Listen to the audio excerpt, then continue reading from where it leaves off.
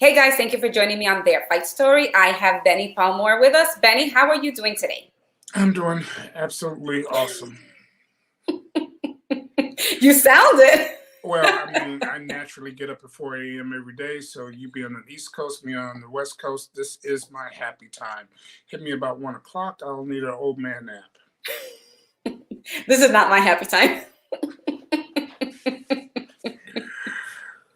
How did you get into the combat sports?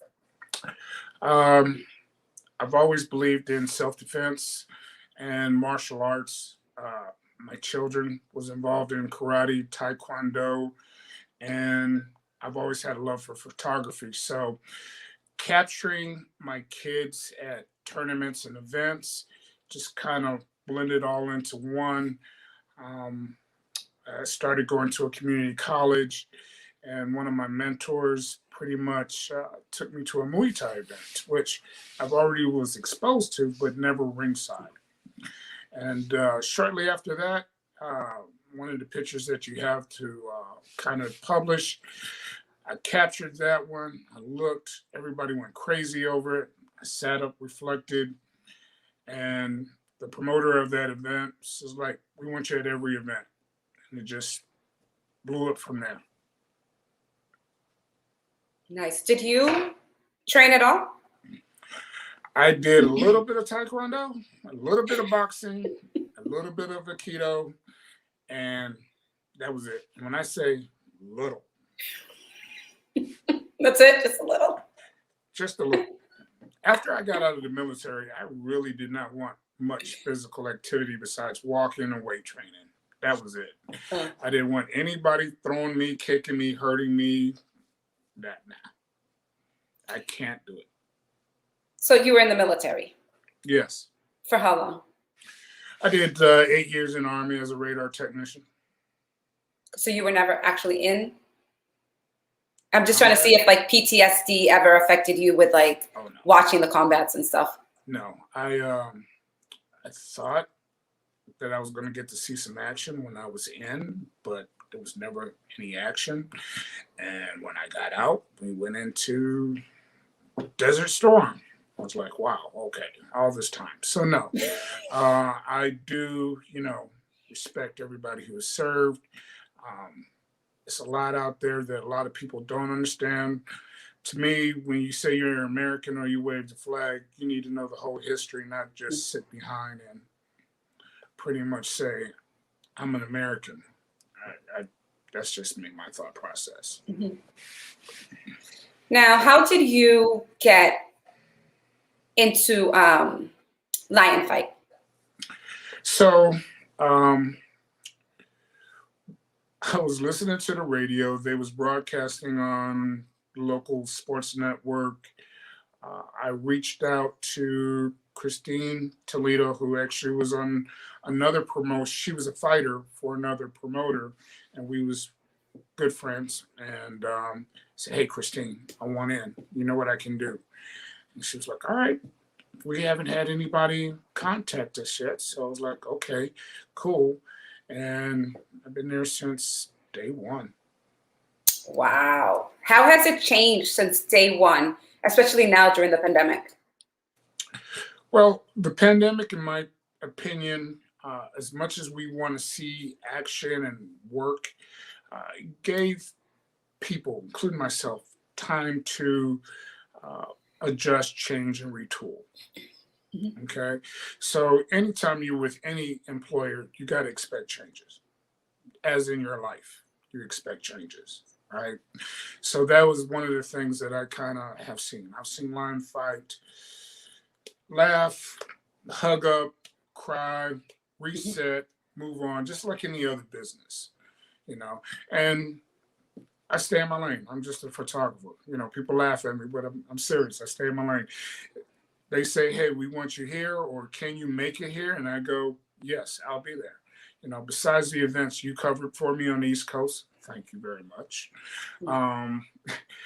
It's it's been a growth. It's been a learning experience. Even with the last two fights that we just had, we're used to hitting casinos and big stages. Where now, we're hitting modified stages to still bring the combat sports actions to the fighters, to the public. Um, Eventually, COVID will pass, and we'll continue to be strong. We'll continue to be there, and hopefully, everybody else will, you know, get out of their homes and get out of the gyms and bring some action to the ring. What struggles have you gone through as a photographer being at different shows? Or not shows, but different venues? The unknown.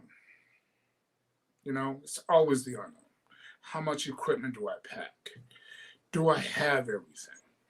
Where are they going to let me set up to do what I need to do? Because even though I'm just a photographer, as you know, we always have a primary function, right? We got to get the headshots, but I need enough room. I don't need a closet. I need a room. I need space to get the distance right, set up the backdrop right. And that's probably the biggest challenge of it all right there, is just basically saying what equipment I need to bring. And that stuff is expensive when you're flying, when you're bringing a full studio. So that's the biggest struggle. Yeah, setting up is an issue as far as lighting, because after people have this idea that it's just click and go, right? And everything just follows. We don't have it on auto, and then you do the lighting, and then somebody comes and decides to move something, and then it's like, you understand it took me like a half an hour to get this light set up, and now you changed it on me, so now the pictures look horrible. That happened to me to one of the shows, and I wanted to die. I wanted to retire. I was like, this is it. I can't believe this, because people don't understand lighting. Don't change it on me. And if you are, you got to give me time to readjust everything. And I mean, that is the difference when someone advertises themselves as a photographer, right? You go out and buy your $3,000 camera, and then you buy your $100 lens, and you say, okay, I'm a photographer. And then someone will do headshots. Well, I got to get lighting. They don't understand that when you set everything up and measure your lights and adjust and all that, it's a science to it, just like any other hobby. Muay Thai fighters, it is a science. They're just not getting in there and throwing punches and kicks. It's techniques, repetitive techniques, in order to hopefully come out with a win. How do you determine when to submit the pictures for either the promotion or for the fighters? Well, I have a mandated list, right? So start off first, weigh-ins. We know we got to get those out right away, get them on social media. Second thing we have is we need to make sure that we get the headshots for the future promotions, or if it's a live action show. When we had CBS and Access TV on, they needed headshots so they can bring it in for the walk-ins. So, you just, how soon you need it. We don't get to get out and party all the time. with, capture the image, break down your set, go back to the room, get a coffee, download who needs what, Dropbox, Google Drive, whatever online storage we can get, and get those images out for everybody and make sure you don't miss anybody. Yeah. Okay, so after you've taken everything down, right? Now all of a sudden, one of the fighters that showed up late, or the flight, or because sometimes they're coming out of state, they're coming out of the country, and then all of a sudden they arrive, but you've already taken everything down. How do you handle that? Thank God for Photoshop. You get creative. Get creative. I have enough portable equipment now where I can shoot with a flash off the camera and make it a little different, cut it out. We had a she know who she is in this last fight. She had to go make sure her hair was right before I could do my headshots. And thought I had everybody, broke it down. We got lucky because there was actually a old school uh, movie screen, that Oh, you okay. can pull down. So, all right, pull it down, use the camera flash, boom, boom, and got it done. You just get creative. Yeah. Those images don't look as good as everything else, but today, I would say 90% of our work goes towards, um, what's the word I want to say? It goes towards social media, digital media. Mhm. Very few prints. So when we're used to, like, I have customers that want 16 by 20s, but here in combat sports, you're lucky if someone wants a total 2400 pixel image just for news publication, whatever the case may be. Mhm. Yeah. What would you what advice would you give to people that are interested in being a part of, I guess, the media aspect of combat sports? Learn the sport, stay humble, don't step on anybody's toes. There's already a photographer there, writer there, videographer Yeah. there. Just say, hey, I want to learn, try to become an intern. Don't stab anybody in the back because we all know that happens. Mhm. And grow with time. I mean, with anything, you got to grow. You got to show your respect. You got to learn. You got to grow with time. Just stay humble. Yeah, I mean, I'm blessed to have met you and been able to work, side by side with you because, people, like I always say, you're the main photographer. And whenever you're not around, I will be the fill-in. And then when you are, you're back, because we're a team. It's not about he does this, she does that. It's we're a team. And people True. forget that. People, oh, well, like I remember one fight, you weren't there. You weren't able to make it.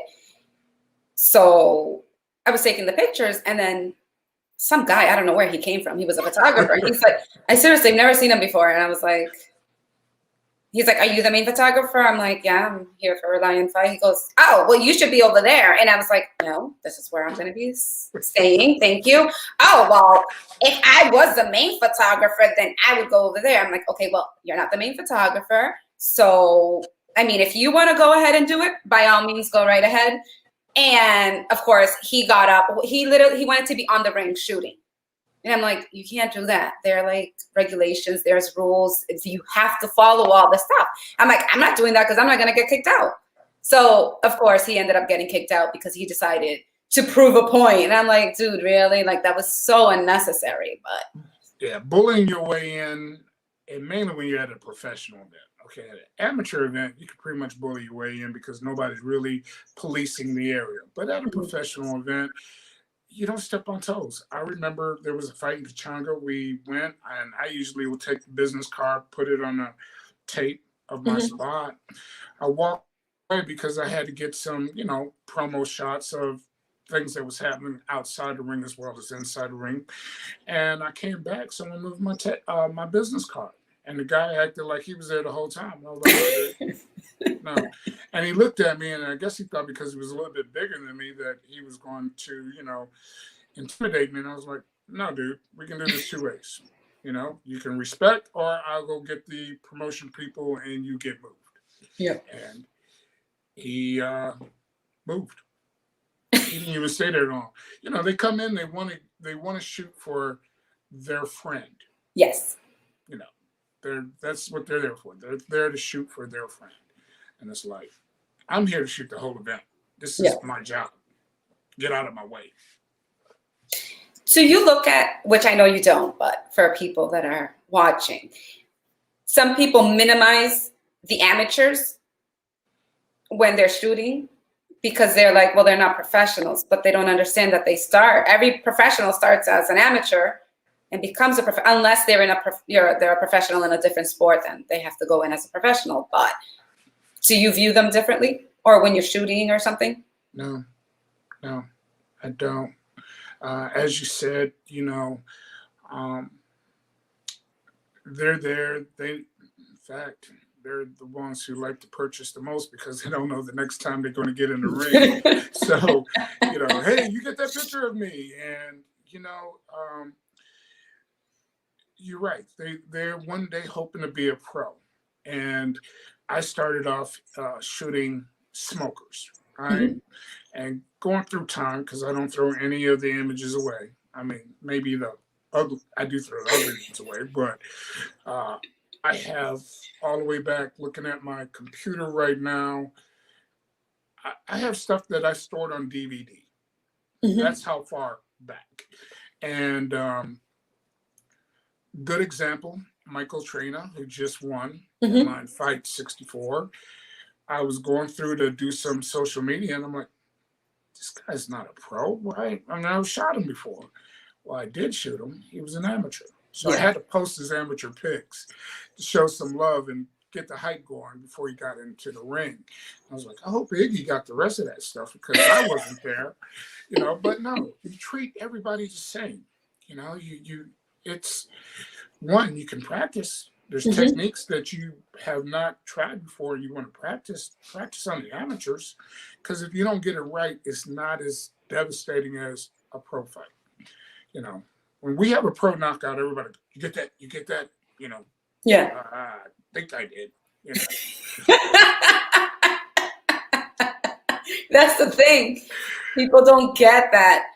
yeah, yeah, and, It's and they don't understand. timing. And they don't understand. There's four corners to the ring. You're only at one side of the ring. Yes. And so whatever comes your way comes your way. You know, um, it's fun. Like I said, there's a lot of science and techniques behind it. Other photographers who's been in the industry know. There's a lot of great combat photographers out there. I do review other people's work just to see where I can improve and see what something I may be doing wrong. But it's it's fun. I'm having a blast. I mean, you said what COVID did. First couple of months, I was like, all right, I can chill. I can tear down my equipment. I Mhm. can update my firmware. I can inspect and order new things and Yes. practice. But after a while, you're like, is there a fight coming up? You know, I need to shoot something besides. I love family photos and I love portraits and the senior sessions, but it's nothing like the action on the side of the ring when you're shooting combat. Oh, yes, I know. I prefer combat sports over shooting a wedding, Yeah, even I'm with you on that though one. I get it. Like, we'll get more money shooting a wedding, Oh yeah. but it's not about the money. It's what I love to do, you know? See, I balance that because we all know combat sports is not a full-time job unless you're Mhm. working for a big promotion company. So the weddings and everything else we do, it helps fund the vacation fund and Mhm. equipment fund for when Yes. you want to upgrade. You know, and some of the things actually cross uh, headshots. Mhm. A corporate headshot is actually a fighter headshot. You Mhm. just use a more dramatic lighting. So you get to increase your skills as you go. Yeah. I know. I love the process. I love meeting new people. That's awesome. That's the best thing. Yeah. Hold on. What? I had a cough. Oh, hey, folks, we're doing this freestyle. As you know, we're professional photographers, but we're not CBS sports announcers. Yes. Iggy's doing real good at it. I won't attempt it. So show her some love and respect because it takes a lot to do this stuff. Thank you. I appreciate it. Is there, do you have any final words before we conclude and you can enjoy the rest of your morning at whatever time it is over there? What time are we at? We're at 6:40. Yeah, I gotta. Um, Got a only thing barbecue happening? huh? You have a No, barbecue happening? that's tomorrow. That's Oh, tomorrow. okay, okay. That's when the family comes over. I mean, my son and daughter comes over and we break bread. Has exploded with the COVID hobby and the lack of photography. And I will not take professional videos of me cooking. That's work. That's not happening. You know, so it's going to be iPhone photography. Look what I've done. It tastes good. Appreciate all of the other professional barbecue people out there, just like I do with photography. But to close out this session, just want to say thank you for all your support. Thank you for the support of Lions Fight. Thank you for the support of Muay Thai and every combat sport out there. It takes a lot for a person to get in a ring, get knocked around, and come out with a win or a loss, a learning experience. And it's not all big money. You know, it's not all big money. That's a whole different thing. So I want to say thank you and very much appreciate it. This morning, I just posted the images from Line Fight 64. You can go to Bennie Palmore on Instagram or Facebook. You guys know. If you're watching Iggy, you know, because this is what we do. So that's all I got to say. Thank you. Awesome. Thank you, Benny. And one more thing before we conclude. Benny and I would love to wish Scott Kent a happy birthday. True that. Mr. Kent, I actually put a birthday wish up on Instagram for you as well. So looking at the photos, Guy, you haven't changed too much over the years that we've worked together. And I actually got a couple of throwbacks before I even started working for you. I will not bring out. No. No. But anyway, happy birthday, Scott. It's been a pleasure working with Line Fight, working with you. Again, it's been a pleasure definitely working with Iggy. I mean, we picked up a good, I'm not even going to say second camera because I think she's equally, if not greater than me. And hopefully we can all get back together at Foxwoods this coming year and do what we love to do. Yeah, if not, I'm going to be crashing freaking Kansas. That's what I'm going to be saying. So you watching the post. Next one's Selena, April 9th. Yeah. And I think we got a surprise coming up in May. So, yeah, I'm glad to see us back on the calendar, back on the road. I forgot how to pack.